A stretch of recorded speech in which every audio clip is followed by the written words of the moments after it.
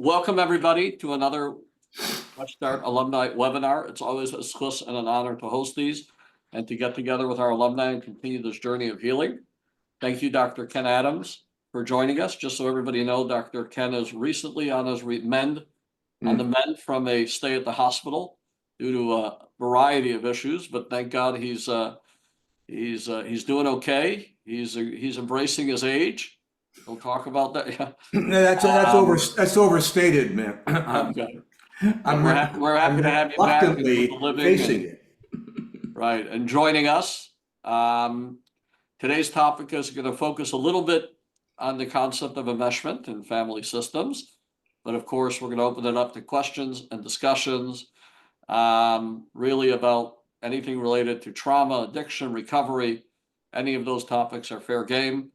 So welcome everybody. Dr. Ken, why don't you lead us off and then we'll open it up to questions. Okay. Well, nice to be here with everybody. And I'm a little low energy, but as always, I'm delighted to have an opportunity to share what I know and my experience around dealing with trauma, particularly enmeshed family systems and the outcome of the impact on adult functioning. Been a big topic for me. I just got back. In fact, one of my travels is what triggered my illness. But I was in Mississippi. I just want you to picture this.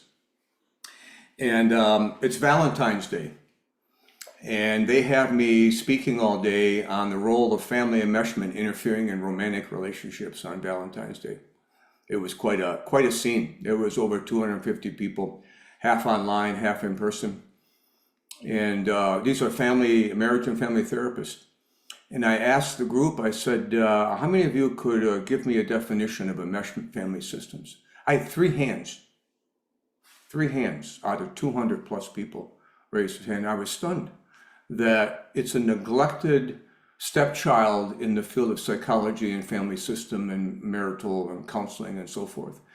So, I've spent a lot of time in my career focusing on the impact of enmeshment. My first professional job was at Children's Hospital in Detroit. And the first group of kids we saw, we were doing family therapy at the time, was kids with psychosomatic issues or school phobia. And what my supervisor said to me, what do you think's going on, Ken, with these kids with school phobia? I says they can't leave their parents, their mothers. They've absorbed their mother's worry, and they've displaced it onto objects of independence. So it was, that was sort of triggered something in my head, and I've been tracking enmeshment ever since. And I have a chart I want to show you here, because people get confused between the concept of cohesion, family cohesion. We might call that love, right? Family love, family community, cohesiveness, and enmeshment. And there's a difference. And the other thing that gets complicated, particularly in the Orthodox community, but not limited to the Orthodox community, you see this in any cultural systems or religious systems in which collectivism is a strong variable of value in the system. And of course, in the Orthodox community, obviously it is for religious reasons and others. And oftentimes I'll say, so I'll start talking about enmeshment. It's going to happen here. And one of you will say, well, yes, but what about my religion? What about my family? What about my cultural and religious commitment? And I said, well, before we get there, first I want to talk about what is the negative impact of enmeshment. Let's clear that up first. And then let's circle back and do the nuanced work of sorting out where the line is between that which is dysfunctional, not working for you, and that which is culturally acceptable for you, religiously acceptable. So, because I think sometimes the quick move into my culture is different is really just another way to minimize the impact of enmeshment. And make no mistake about it, if you grow up in an enmeshed system, your sense of autonomy has been disrupted. You're prone to addictions, chemicals, food, sex, because they represent, the hell with you, I'll do what I want. You can't control me. You can't own me. If I want to use drugs, nicotine, alcohol, food, sex, by God, I'll do that. So addictions become a sort of rebellious identity formation in the wake of growing up in a family system in which there's too much control and togetherness at a cost to the unfolding of the self. So I want to show you a chart and help you make a distinction here. So we'll define enmeshment here briefly. If I was to pull up, I did this for fun the other day when I made my presentation in Mississippi. Did I just lose something here? I'm with you guys still, right? Yokanan? Yeah. Yeah, I just blew you up so we could all see the chart. Okay, so I lost myself there for a minute. Let's go ahead and turn to the chart. It'll come back to me. That's probably the best thing for me to do here. So,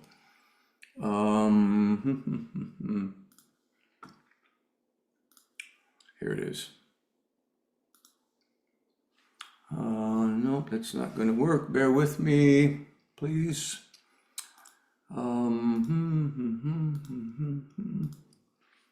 So this is this is what's called. So I want to make a distinction for you between loving, cohesive family systems versus enmeshed systems. And because I think people mistake one for the other. And there are important differences. So this is a model based on David Olson, who was a researcher out of the University of Minnesota back in I think the 80s. He did this model, and it's a frequently used family systems model in which there's two axes of family functioning that he talks about. One is an axis of flexibility. How much flexibility is in the system to accommodate the individual while also keeping a degree of cohesion and structure so the system doesn't disintegrate. And what Olson said is that the families who produced adults who were most productive romantically and otherwise were systems in which there was flexibility in the level of cohesion and separateness. And there wasn't rigidity. In other words, in rigid systems, everybody does this. Everybody's eating peanut butter and jelly. You don't get your choice. Not the way this works, right? So in rigid systems, at the extremes, you produce the problems we saw when I was working with kids, and we see that with adults too. So if you can, imagine these two axes. One is flexibility going vertical. On one end is rigid rules. On the other end is chaos, and nobody in charge in highly chaotic systems. The other is a horizontal axis called levels of cohesion. So on one end, you have what's called disengaged. No warm fuzzies going around. No cohesion, no loyalty, nobody's there for anybody else. It's every man and woman for themselves. And if you don't make it, that's tough, right? Vulnerability is viewed as a weakness. Love is seen as something that should be transactional. On the other end is what we call enmeshed systems.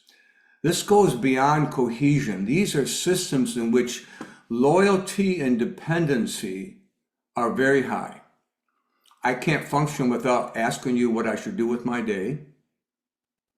And I don't know what I want in my life because you come first. In fact, you come first, second, and third. I don't even count on the list, right? So there's too much dependency. I know what I was talking about earlier. I had asked ChatGPT, just for fun, AI, about the definition of enmeshment, and it got it pretty accurate.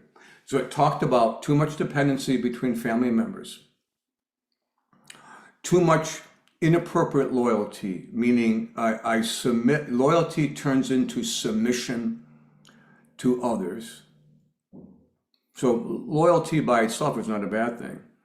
So in these enmeshed systems, too much dependency, too much guilt, too much loyalty.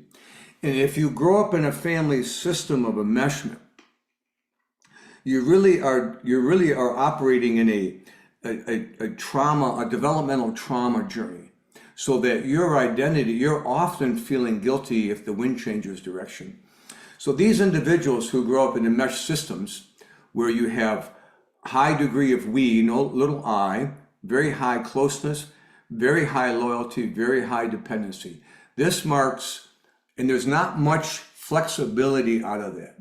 And if you try to move out of that, you're made to feel bad. How could you do that to your mother? In these systems, love is transactional. I love you, you owe me. I loved you, you're obligated to me. You must subjugate yourself as a currency of love to me because I sacrificed for you. The truth of the matter is that's not really love. So one of the things we see in the mesh systems is the definition of love has been perverted. It's turned into a currency of transaction rather than something freely given. So in cohesive systems, so you kind of bump yourself into the middle of the chart. In a cohesive system, during times of crisis, during times of family celebration, holiday celebration, there is a great deal of togetherness, right? It looks enmeshed, but it's not, because when the crisis is over, or when the holiday is over, the individuals are allowed to retreat into their own safe place and not be made to feel bad about it.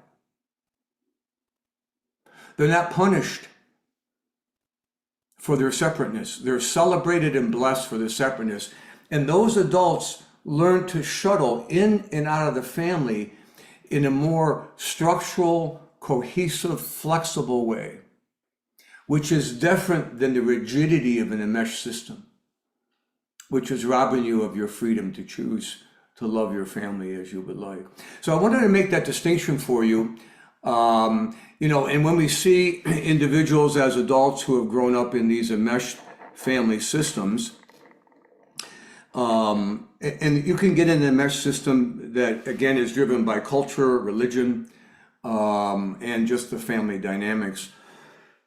Excuse me. The setup is to begin to declare independence in sort of compulsive or addictive ways.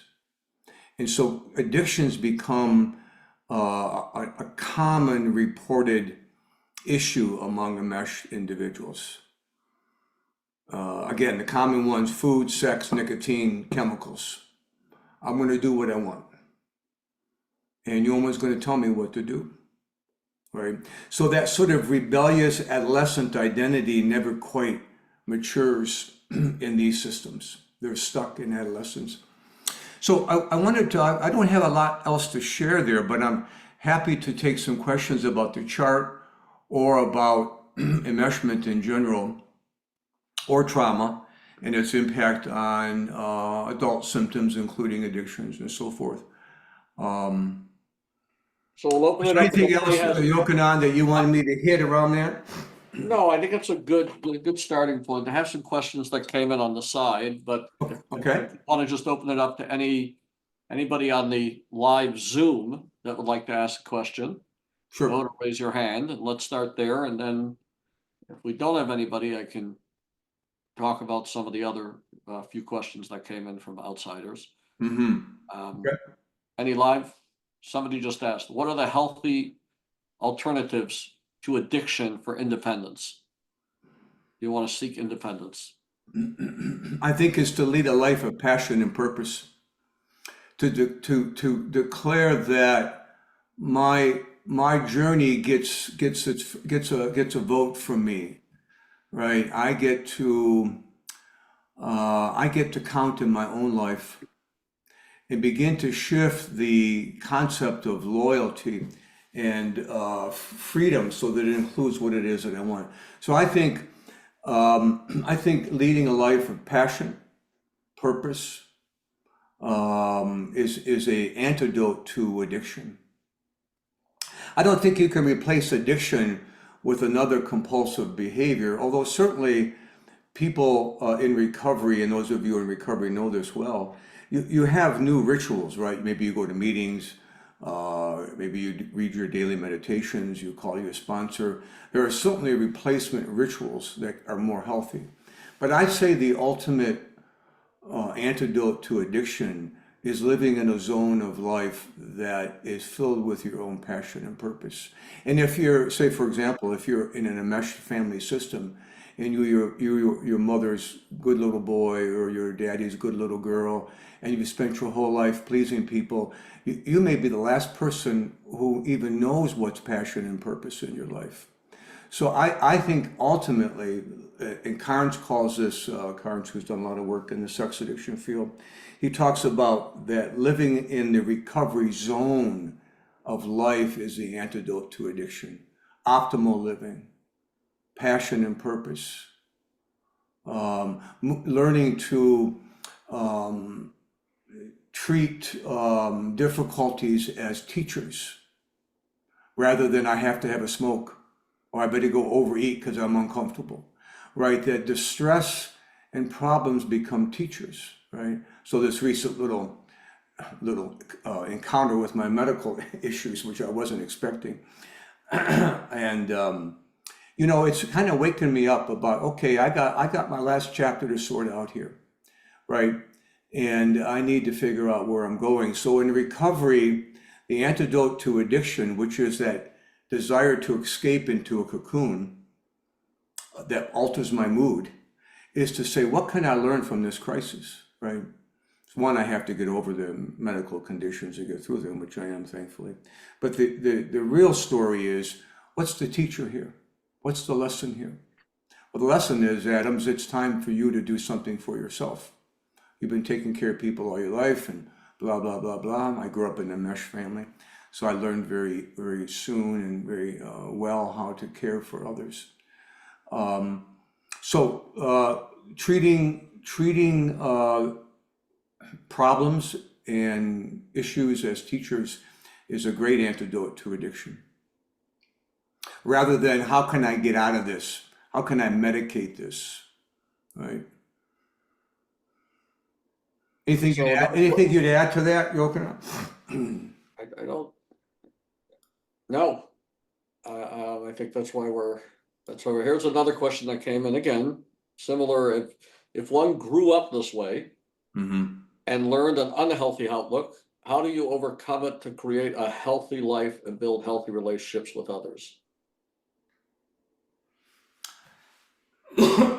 Well, if you grew up, so I'm assuming you're asking if you grew up in these kind of enmeshed systems where love and loyalty is very, we'll call it perverted or twisted. I almost want to say it's kind of a one day at a time commitment, right? So learning to take a breath, where am I at today? Those of you who maybe know about the IFS model, the internal family systems model, looking at parts of self. Where are my parts of myself today? And what about that guilty guy in me or that guilty young woman in me who wants to go and please everybody? Where's that part of me at today? And learning one day at a time to restrain from running over and taking care of mom and dad. You get a call from your parents at 10 o'clock in the morning and, I'm worried about your father. He's back at the business flirting with his secretary. And you say, Mom, I'm really not available to talk about that. I need to have my own feelings about my father flirting with the secretary, right? And you need to find a therapist, and it's not me. I love you, and here's the name of a therapist, right? So you learn one day at a time to declare your freedom from obligatory assignment. There's no way around of sort of pushing yourself up that hill one day at a time. It's not going to come natural. You should assume almost that if you're feeling guilty about setting a boundary, it probably is a good boundary, right? So I had a cardiologist track me. I'll just give you an idea how this guilt works in me. And so I had a cardiologist track me at the hospital for this AFib that I've never had before. and good guy, but older, right? So I'm looking for younger doctors at this stage in my journey. I want younger guys following me for obvious reasons. And I had to decide about whether to follow up with this guy or get a new cardiologist to kind of track things.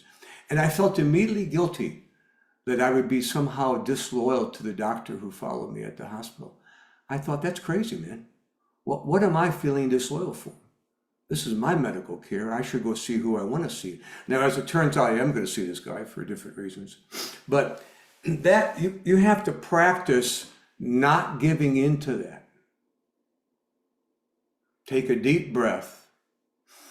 My loyalty is not to the damn cardiologist who I may not want to see. My loyalty is to myself. And breathing through that guilt, taking a deep breath, pushing it aside. You can take care of yourself, mommy, daddy. You have your own higher power, not me. You have a God. I'm not it. And you're not mine. Gently, privately, nudging them out of your space. Taking a breath, learning to regulate and breathe through the guilt. So those of you who have done trauma work, you hear all, the buzzword is affect regulation. All your trauma gurus talk about affect regulation, right? Well, they're teaching you to breathe through your impulsiveness. They're teaching you to breathe past your addictive urges. But nobody teaches you about breathing through your guilt. So you must take a deep breath, breathe through that guilt and not give into it. One day at a time. Because you'll get through it today and it'll be back tomorrow. And you'll have to do it all over again. So the short answer, I gave you a long one, but the short answer to your question is it's a one day at a time commitment to declaring a degree of freedom for yourself and loyalty to yourself. And while giving others consideration, not putting them on the top of your dance card all the time. Or to treat your own subjugation or submission to them as a sign of love. Okay. What's the difference between love and lust? And how do you know? Well, there are biological differences between love and lust, and I'm not quite an expert on that, and I'm forgetting the name of the researcher who wrote the book. I have it right behind me. And she made a nice distinction between the biology of lust, which is, I want what I want, and it doesn't really matter who, almost. And love is more a different oxytocin.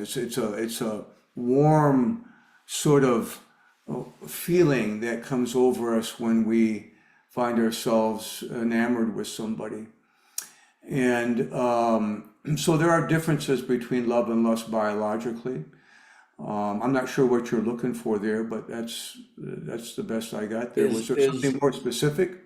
If somebody is, I guess you could use the word struggling with what they think is lust, is that connected? Is that simply a, from a religious or a moral perspective, like an evil inclination, or I when see. somebody has that emotion, is it coming from a wounded part of them that Excuse me. Well, so let's look at it this way. So if we come back to our researcher whose name continues to escape me, lust is neither sinful. Lust is neutral. okay. It's the biology in you. You can't escape it. And the truth of the matter is, Lust has its place. It's a lust matter has it. Lust drives us to procreate. Lust drives us to date, and thank God we have it.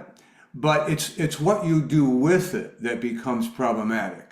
Can you love someone that is prohibited to you, prohibited to an individual? Let's say. How do you mean? Say a little more, can you? What? If someone is married and they find someone else outside of the marriage attractive or in love with them, I think that's what he's asking. That's the question, really. Where's that coming from? That's a big question. I mean, certainly the marriage and family counselors will say that there's something missing in their relationship. That may or may not be true, right? That isn't always the case. Sometimes the individual has what we call an addiction or compulsivity, right? Where their own desire to continue to taste the forbidden fruit, and they're turned on by that which is both exciting and shameful, has its own compulsive drive. And so in that case, we might say that, particularly if the attraction to somebody outside the commitment has sort of been an ongoing pattern, we begin to look at that as something compulsive or pathological.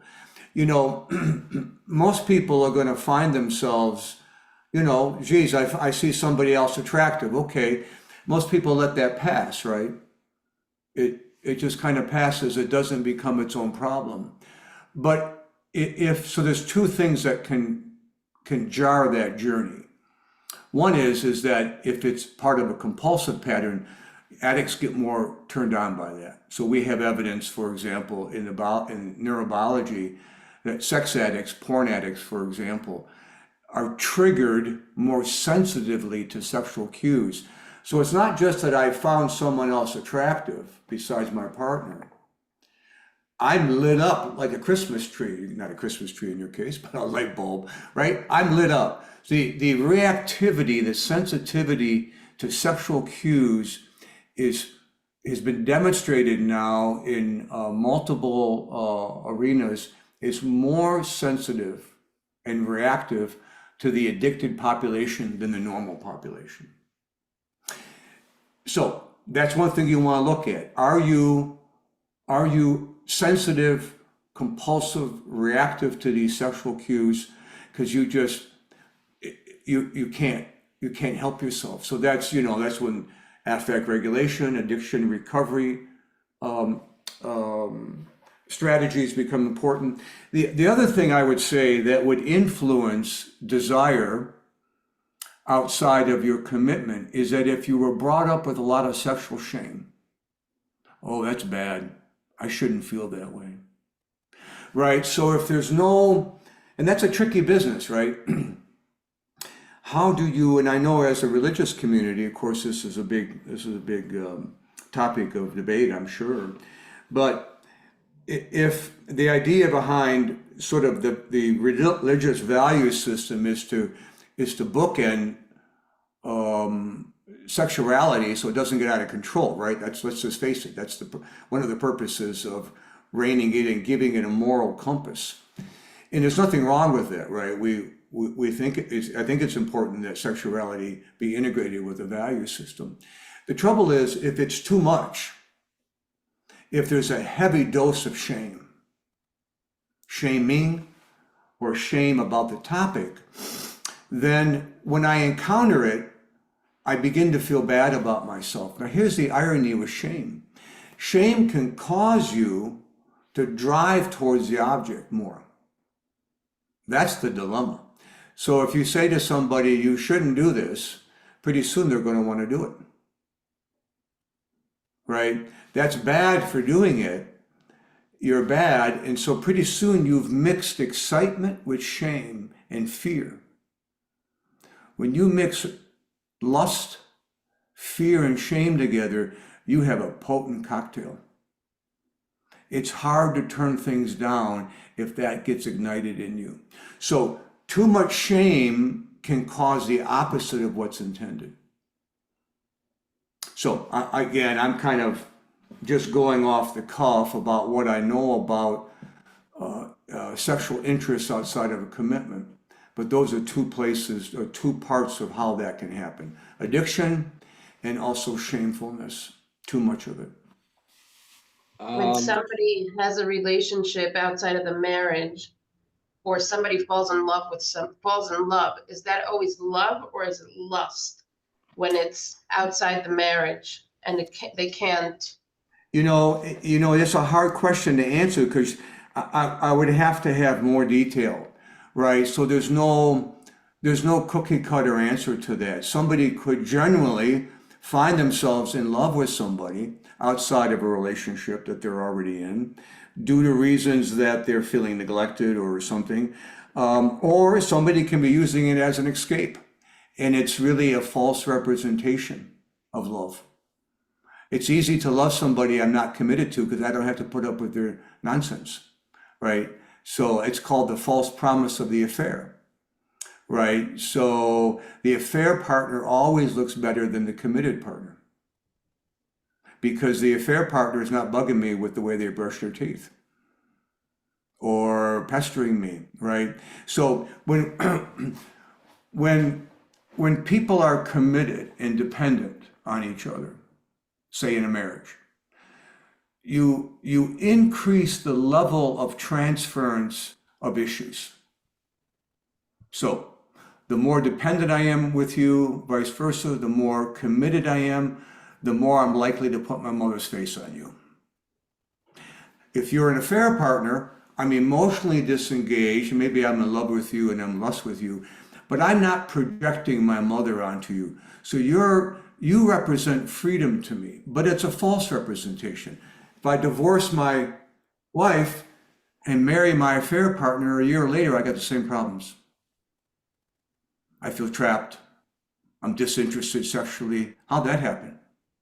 Because as I got committed and increased my dependency, I increased my transference of my issues.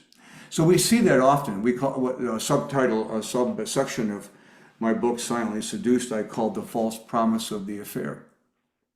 And it's this issue where affair partners, I'm free to love because they don't bother me. We have a transactional exchange.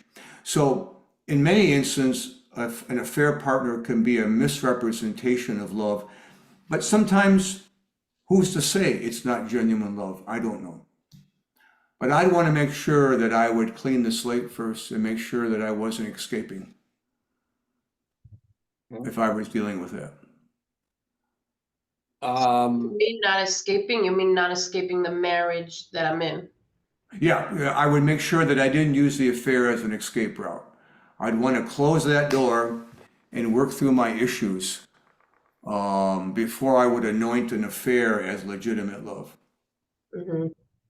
Because you don't know. I can't tell you the number of people who have transferred from one relationship to the next, an affair, only to find themselves in the same boat. Just a different person.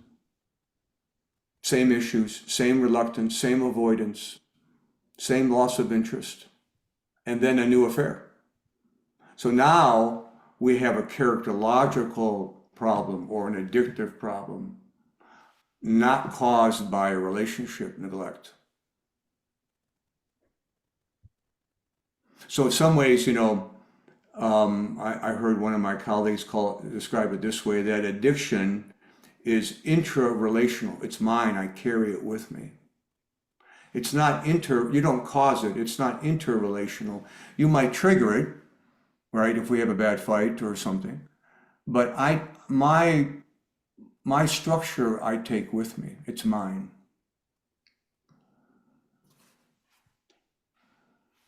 Okay, another question came in here. And guys, if you have more, keep asking, but this is a very open door here, so we will ask the questions that people send in. Relating to the use of, or to pornography, so obviously in our culture, there's the religious element, there's the broader moral element, but how does one know, how do you know the difference of evil inclination versus impulsivity versus addiction? When does one have to go back to synagogue more often and pray versus no, I got a real issue? And what is the difference between an addiction and impulsivity? And it's obviously a complex topic because it's very nuanced. Yeah. Well, it's a good question though, because I think that particularly in a religious community, I think that sort of porn use, sexual compulsivity your first move is to treat it morally, right? And to pray more, or however you want to see that. Here's what we observe. When it's an addiction and you treat it exclusively as a moral issue, you make little progress.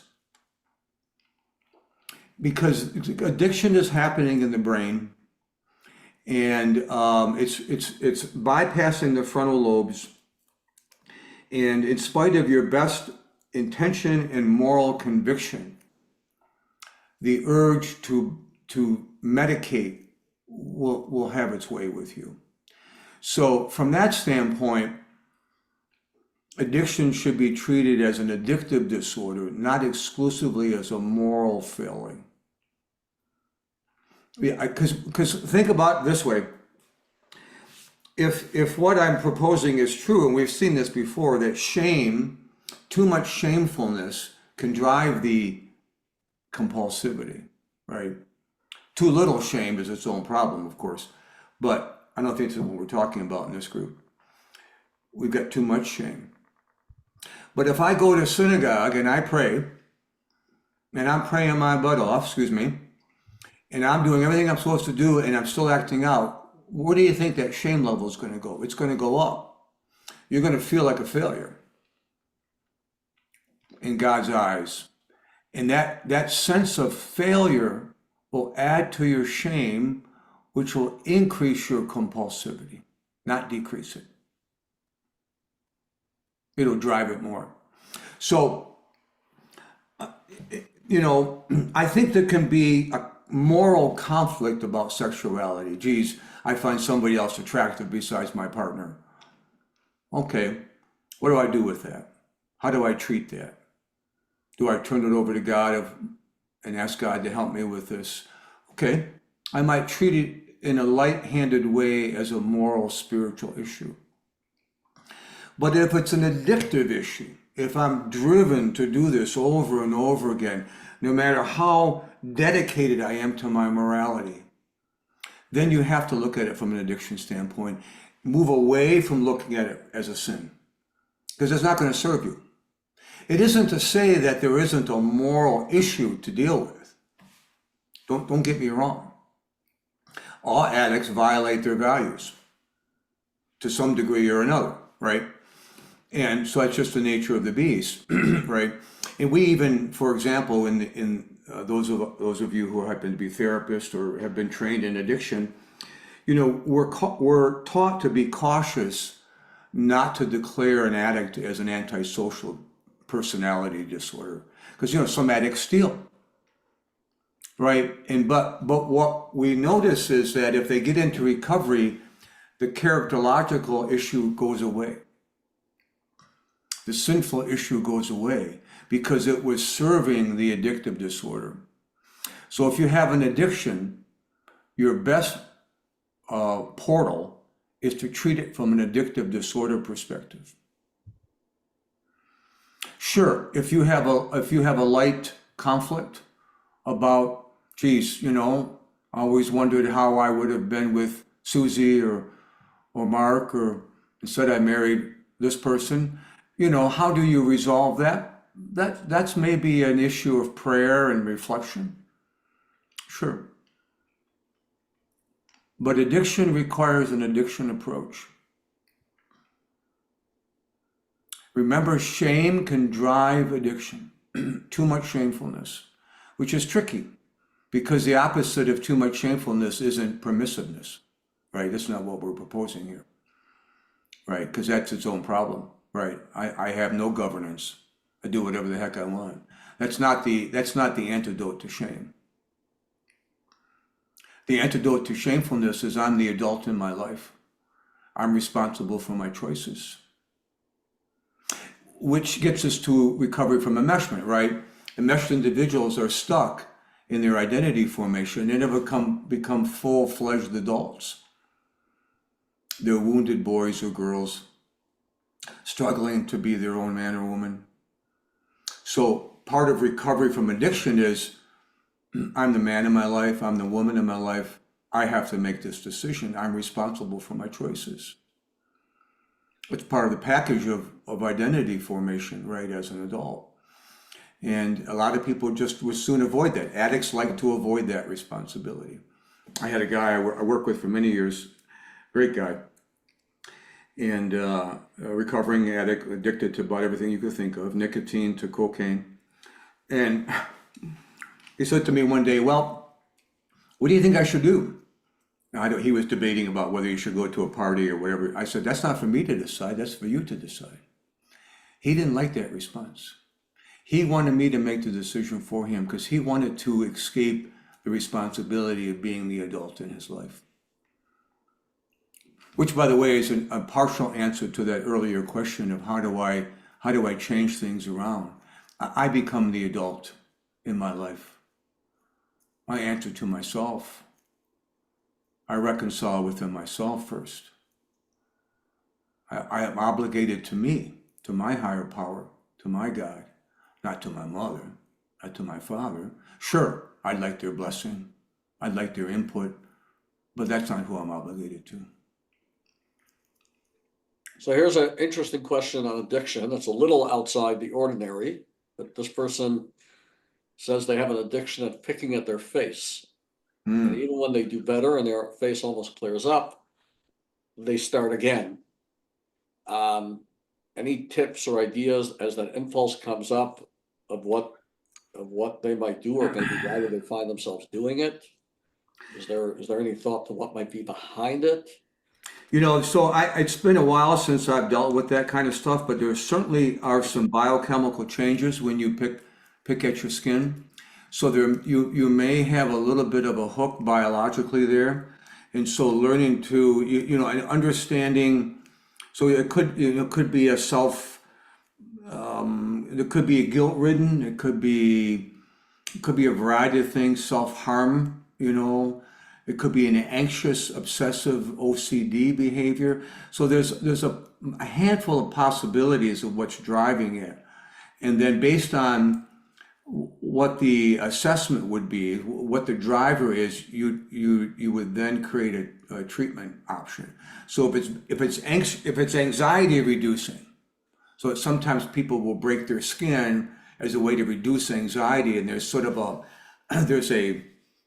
people who cut themselves, for example, there's a sort of biological reaction that happens when you cut. Eventually you have a soothing impact, and so there's almost an addictive quality to it.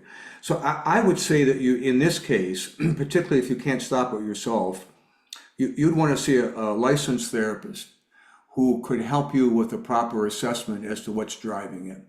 And then based on the driver, good chance it's anxiety-based or guilt-based. Those are two common issues we see with that kind of behavior, but it could be something different.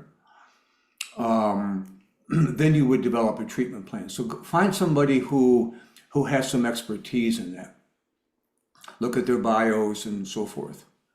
But I would see a professional on that. I wouldn't let that go. Okay, another question here, going back a little bit to the enmeshment topic where we started with. How do you maintain a friendly relationship with a parent while maintaining boundaries, especially if they're in denial, unaware of their emotional dependency on me, and they're draining and depleting? Can I be blunt with them sometimes? Yeah. That's a good question. Ideally, you would like their blessing in your need for separateness, right? And of course, you deserve it. So here's what we see with parents. So, I've seen probably 1,000 men and women from across the globe, different cultures, in my workshops on overcoming enmeshment. And so we get reports down the road, emails, and sometimes in different stuff we do. So you always get resistance from parents who feel threatened by your separateness. And so you need to expect that, and you need to kind of hold your ground in the face of their resistance. And so you're affect regulating through the guilt, breathing. Mom's upset, dad's upset because I'm not coming over this weekend. All right, I'm gonna let them be upset. I'm gonna bite my tongue. I'm not gonna try to placate. Right, I'm just gonna stay my ground, right? So learning to just be present and not take away your boundary and let your parent in time adjust. The next stage we see with parents is, if they get this, is what we call resignation. Most parents will learn to bite their tongue because they want you to come around. Sometimes you may need to say to them, look, Mom, I know you love me. I know you don't want to make me feel guilty, at least I hope you don't. But the more guilt you lay on me, the less I want to talk with you. So please give me some space, or I'm just going to have to take it. So people, you can talk that way to your parents. It's okay, right? You're a full-fledged adult. Your parents are full-fledged adults. And the parent's job, and this is the other thing that you need to work with on your end, is to change that belief system a bit. Somebody's always going to feel disappointed as an adult child emancipates and find their way into their life. Now, here's the good news. If you let your kids go and don't hold them with a tight grip, they want to return. They want to seek your counsel. They want to show their love to you. The more guilty you make them feel, the more conflict they have with you, the less they want to be around you. My son just moved across the country. I'm in Michigan. He's now in LA. And, I miss the young man. And I've learned over time, to just kind of back off. And so the more I do, the more he makes contact. The more he asks for opinions or just to chat me up or fill me in on what's going on with his life. Whereas if I stay hovering or over involved, he'll shut me off. And I know that. So the irony of allowing separation between parents and adult children, remembering everybody's entitled to a safe place. Everybody gets a safe place. Sometimes you have to give your parents the actual information. Mom, I know you love me, and I know you want what's best for me. And right now, this is what I need. Sometimes you have to give them the download and let them organize around it. And the truth is that somebody's going to be disappointed, and it's going to have to be your parents. Otherwise, you're going to disappoint your spouse, right? If you stay loyal to your mommy or daddy and you're feeling guilty and trapped and smothered, who are you going to stiff arm? You're going to stiff arm the person that you're involved with. You're going to accuse them of wanting too much, needing you too much. You're going to put them off to the side. You keep your parents, but you lose your lover. Not a good exchange. You can have both. Parents have to make the adjustment. God bless them. Here's an interesting question that just came in. If, according to everything you're saying, when someone gets older, at whatever age, if their parents have passed away, shouldn't there be, how does enmeshment then manifest itself when your parents aren't here anymore? Good question. Obviously, the trauma is still there. How does it play out at that point? It usually, the way it lingers is the continuation of feeling guilty and responsible for that which I have nothing to be guilty or responsible for, right? And so in general, other things. I transfer that guilty obligatory assignment to others, and I say yes when I mean no, and I stiff arm somebody I actually want to say yes to. I lose a relationship I really wanted to keep because I kept them at distance, right? So I transfer that burdensome, guilty obligation and engulfment to other people. So I gave you my example, right? I was feeling disloyal to the cardiologist. That's ridiculous, right? If you really think about it, it's my body, it's my health. What am I feeling disloyal about, right? I mean, that's how it lingers. But if you don't know it, you won't catch it. And pretty soon you're making decisions about cardiologists or husbands or wives or decisions about work that don't match what you really feel about yourself or what you really need. because you're acting out of obligatory assignment because it's already downloaded. You don't need your parents alive for it to be there. We have people, like for example, in our workshop, Overcoming Enmeshment workshops, we have probably, I'd say 10% easy, maybe 15% of the respondents, either their parents have died or they've stiff-armed them, which isn't really what we recommend, but they've kind of rigidly put them aside. They're as guilty as the person sitting in the workshop who has daily contact with their parents. They have the same level of guilty, obligatory feeling I have about the world at large. So that's how it's carried. It's a trauma response, make no mistake about it. It's a legitimate trauma reaction. And the affect regulation for enmeshment is breathing through the guilt, letting it pass, letting somebody be disappointed. It's okay. They're going to be okay. They can get through it, and I can get through it. It seems so simple, but it's very difficult to do if you grew up in an enmeshed system. Okay, and I think we'll end with this final question. Okay. Because we want to be respectful of your time, of course, and your health. Thank you. What are the results of parental styles being in opposite corners? He writes for children of divorce, but the truth is, I suspect this applies to even in marriages. What happens to children when you have two opposite parenting styles and the child is caught in the middle of it? Now, obviously in divorce, maybe it's more pronounced where you go to one house and it's X, you go to another house, it's Y. But again, I could imagine that you might have the same thing in the same home. Maybe then it's even more confusing. But Yeah, I'm not sure I have a quick answer to that. I mean, different parenting styles is problematic. And I think that the important thing I would say, overt abuse aside, or overt neglect, is to make sure the kid doesn't feel caught in the middle.